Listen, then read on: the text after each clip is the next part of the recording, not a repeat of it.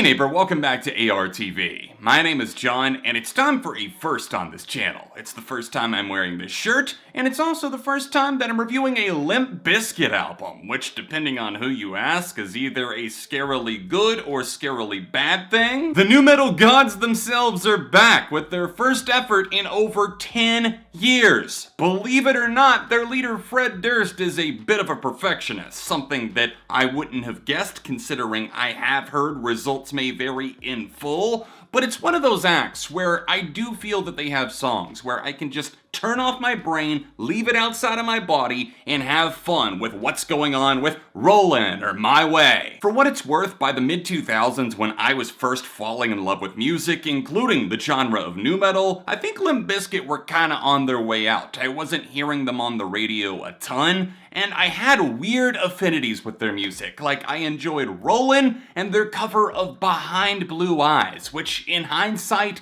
why were those the ones that I was so fixated on? I think a lot of what Fred Durst and Wes Borland and the entire band were bringing to the table musically was not awful at all. In fact, Wes Borland, even DJ Lethal, they're pretty good at what they do, and Fred Durst as a rapper, not including his lyrics, not the worst I've heard, especially with the whole white guy with backwards hat syndrome. It was the lyrics, the gimmick, the silliness for me that sometimes did try to play it up a little bit too seriously to the point where they just drowned in their own cliches. But now that they're back with their first album in more than a decade since the atrocity known as Gold Cobra, we have Still Sucks, an album that is fun and doesn't take itself seriously with a keen eye for self-awareness and being in on the joke. I don't know if I've ever said the words, "This is what I'm hoping for" from Limp Bizkit, but if I had, I would imagine that it has to look something like this. It's not a work of art, it's not trying to be. It has fun, but it also has some moments where they try to tell you a little bit about how Fred is feeling. Their new song Dad Vibes premiered at Lollapalooza right after they played their set, which was surprisingly well received.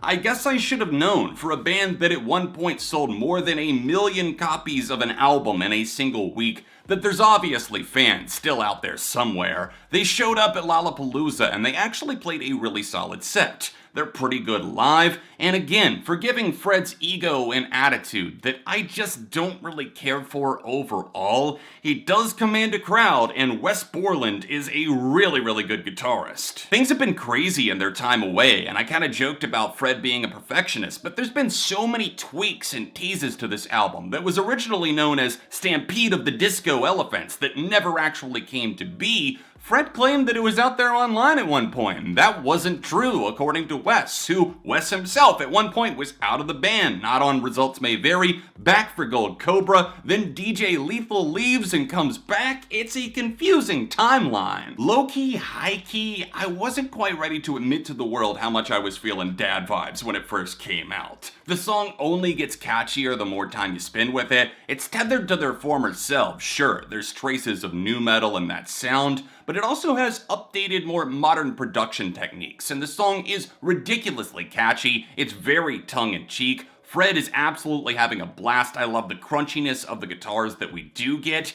and I just feel that this song is something that they put out as a single, and I was seeing it as, oh, they're just doing another one-off, because they've been doing that for 10 years. I mean, Ready to Go with Lil Wayne, that was 2011, because yes, at one point in time, Limp Bizkit were on Cash Money Records. That deal fell apart. They dropped the song here and there every few years from that point forward. I really didn't care all that much, but what's different about this one is right from the opening track, Out of Style. You listen to that, and Wes Borland is actually putting a lot of effort into that riff. In fact, it might be one of the better ones that I've heard this year. It's a face slapper that catches you off guard. The song's heavy, Fred sounds relatively great on this track, and I just can't stop bopping my head along with it. Why does that feel so wrong coming out? I've been conditioned for so long to say that everything that Limp Bizkit do is going to be inherently bad objectively, but it's not. Granted, there's plenty of moments that don't work for me on this LP. I don't think their cover of the INXS track from the 80s, Don't Change, is all that fantastic. It is better than their Behind Blue Eyes one that I at one point in time did love,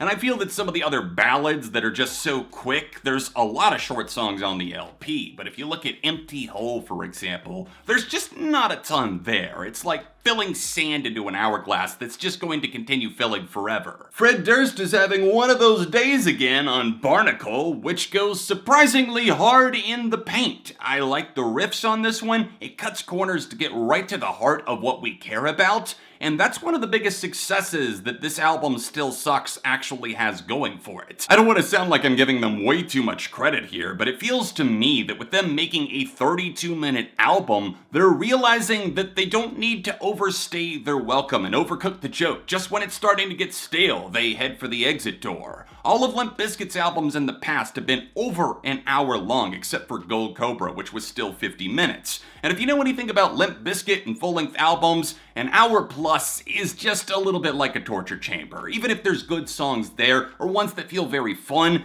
you don't need an hour dosage at a time. Pill Popper I'm a bit indifferent on. I do like some of the screamed vocals there, but I think that they nail that direction a lot better on You Bring Out the Worst in Me. I'm actually picking up some Deftones vibes from that track, which is kind of an oddity, but also not at the same time, considering Terry Date actually did a lot of their production back in the day. Turn It Up Bitch is DJ Lethal's moment to shine, and it has some rather silly, almost avant-garde production to it, at least for a band like Limp Bizkit. Fred is still being a little bit of a clown lyrically, but it's not something that I find all that offensive, at least not like I thought I would when I saw the title. Outsiders beware, fence sitters prepare to be pulled back in, and those who are already fans, you know you've been waiting for this, so of course you're gonna be happy. It's way better than Gold Cobra, or results may vary. The simulation must be cracking, because I'm about to give a Limp Bizkit album a higher rating than Lorde, 21 Pilots, and Coldplay in 2021 alone. But as it stands, Still Sucks gets a light 3.5 out of 5 from me. Can't live with them, can't live without them. What did you guys think of my Limp Bizkit review? Let me know in the comment section down below. Are you digging the album? Did you enjoy seeing me talk about them on the channel in a dedicated video for the first time ever?